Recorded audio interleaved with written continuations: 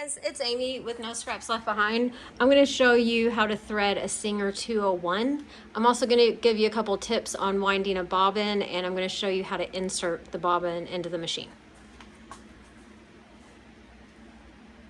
All right, we will start with the bobbin first. I'll give you some tips to wind the bobbin. So up here is the bobbin winder. Well, first, I'll zoom out. First, you're going to put your thread on this lower spool, like this. Then you're going to take this thread and you're going to put it underneath here, and you're going to pull it up, like that. And then it'll go to the very top right here. Now up here, you've got a little tiny nub sticking out right there. And these machines take 66 class bobbins, and they have a little hole right there. So those two things are going to match up, and the easiest way is to just hold your bobbin up here, slowly move this, and you will feel it snap into that tiny hole. Then if you push this down, then you can wind the bobbin. Before you start though, I would bring your thread up, wrap it around a few times, and then stick your thread from the inside to the outside of the bobbin. And that'll give it a good little head start in winding it.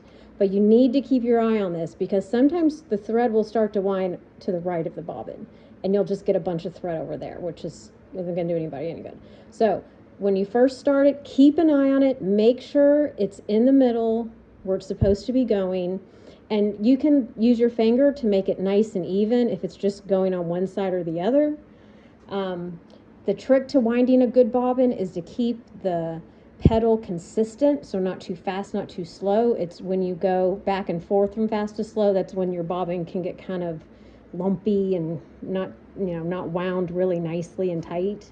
Now to put the bobbin in the machine, it's a lot like some of the modern machines today. You're going to start with the thread coming from the right, wrapping around to the left. So it's going to come from the top off to the right and wrap around. Then we're just going to plop it in there like that. Now this right here, it's got two little notches. It's got a notch away from you, and it's got a notch closer to you. So what we're going to do is we're going to take our bobbin thread and we're going to put it in the first notch furthest away from us. And then we're going to take it and we're going to slowly drag it towards us until it gets to that second notch.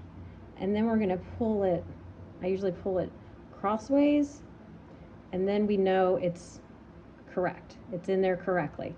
The nice thing about the 201 slide plate is there is a little tiny space right here, which will let your bobbin pop out very easily. So let's thread this machine. I'm starting with a bright green thread so you can hopefully see what I'm doing up here. Okay, let's take all the thread out real quick.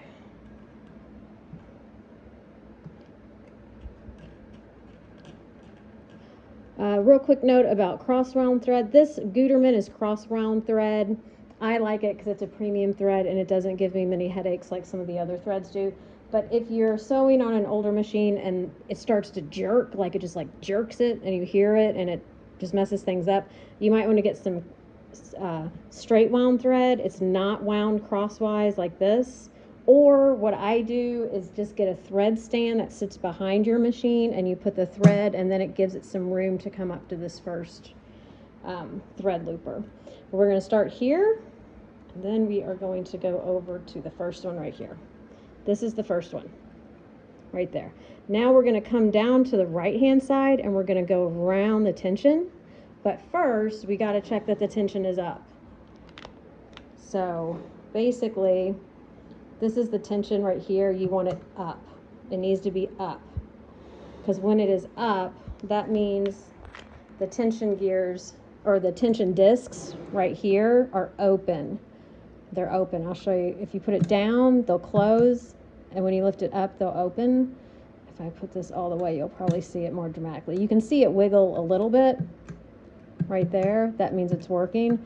So you want the tension discs open.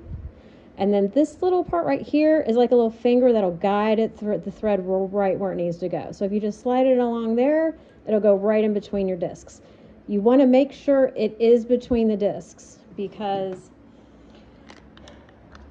probably the number one problem is it getting behind it, getting in front of it, going behind the entire thing and coming around, and none of that is going to work. It has to be between those two discs, because when you put your foot down, the discs are going to close and hold it.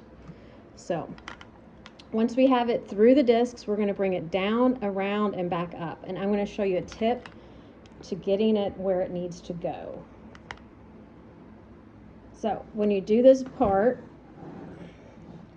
if you just hold the thread, well, first I'm going to pull out a little bit. I'm going to put my thumb up here and hold the thread against the machine. Then I'm going to take my loose thread here and I'm just going to pull it straight up gently, and you're going to see it click and go right where it needs to go here. So I'm just going to pull it up. Now it's exactly where it needs to be. That's how easy it is. So it's basically going underneath here and through here. So I'll do it once more. It's going through the tension discs. Let's make sure that's right. Yep, it's through the tension disc. I can see that. Now I'm going to put my thumb up here and hold it and just pull it straight up. And it clicks right into place. Now we know we got it where it needs to go.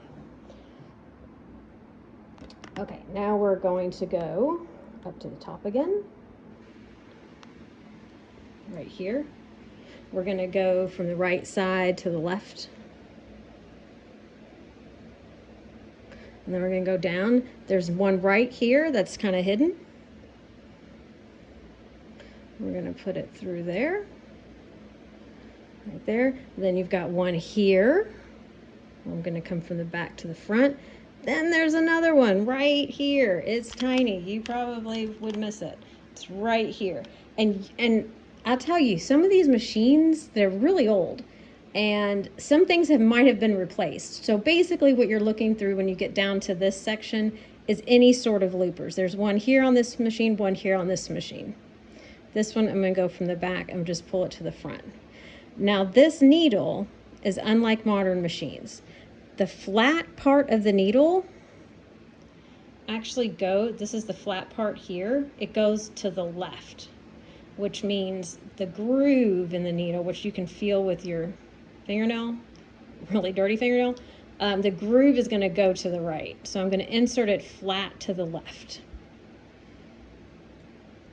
And then I'm going to push it as high as the machine will let me push it.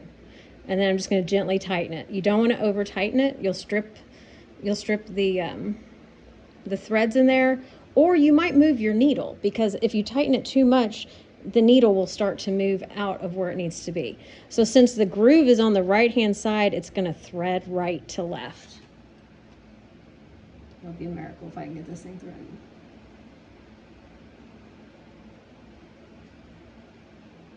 I'll try it for a minute and see.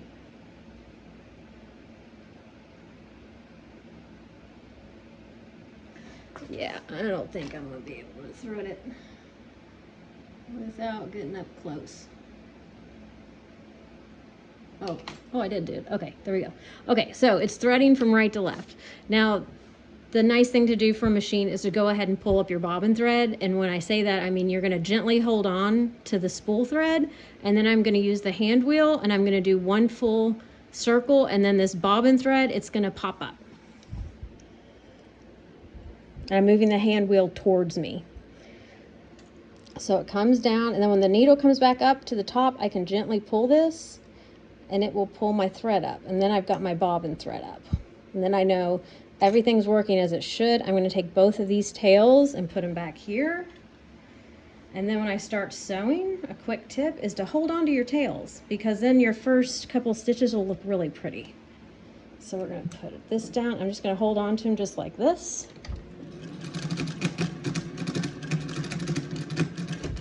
Oh yeah, that doesn't sound very pretty.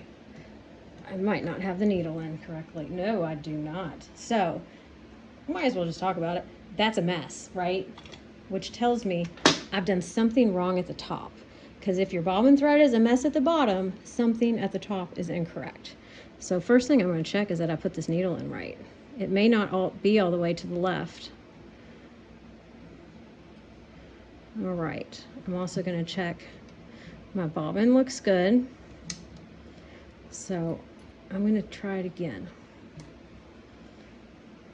Let's see what it looks like this time. Ooh, no, something is not right. So, you know what? I'm just going to keep filming. You can watch me troubleshoot this thing. We'll see what's going on. At this point, if it's not right, I'm just going to thread it again because I may have missed something. So I'm going to go around. I'm going to put that up there. I'm going to put this through here. We've got this right here. We've got this one. We've got that one. And we're going to thread it from the right to the left. You can totally stop watching if you've got your machine, if it's working right. I'm just going to go ahead and troubleshoot this. Just because I know I'm not the only one that will have to troubleshoot a 201 one day. And I can also edit it out if I don't want to show it. Come on. Okay, there we go. Okay. Everything feels okay. Let's try it once more time. I'm going to try it. Go ahead with the needle down. I'm going to start with the needle down.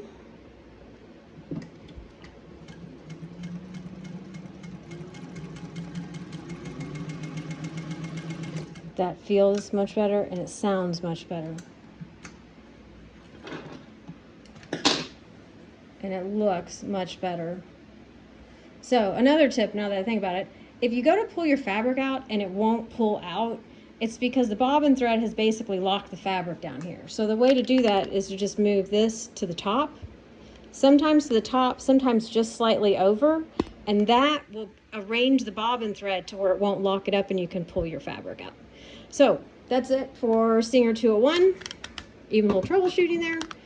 If you have any questions, definitely contact me. These are great machines. They're known as some of the best Singer machines made, and I have to agree because they are fantastic. All right, talk to you later. Bye.